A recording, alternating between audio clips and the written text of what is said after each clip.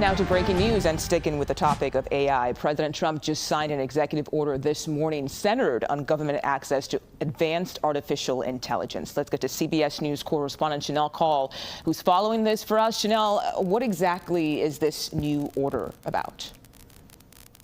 Well, here it is, Mugo. It's quite lengthy. The president signing this landmark executive order earlier today in private. We're still pouring through the document itself, but at this point I can tell you upon first read that essentially it's asking AI companies like Anthropic, like OpenAI, and like Google to give over their new models to the government for review before those new AI models become public and something that you and I can use in our everyday lives.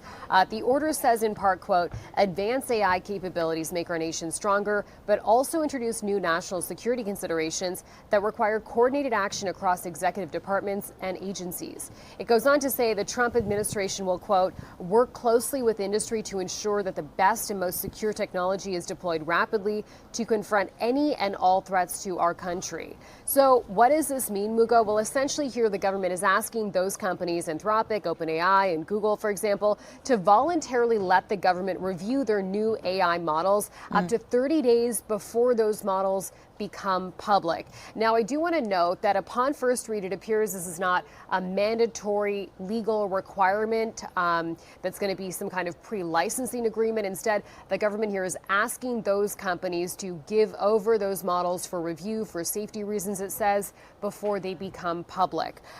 Ultimately, though, the president signed this after some squabbling back and forth about this. You know, he was supposed to sign this order back in May, so the timing here is interesting because at that point he had pulled out at the last moment, telling reporters, Mugo, that he was concerned that putting some kind of order like this out there in writing may impact American companies' ability to essentially be competitive against Chinese companies. We know that there's this race between China and America in the AI data world. And so ultimately the president is signing this today, which again is not forcing these companies to hand over those AI models, but asking them to comply with this for safety reasons.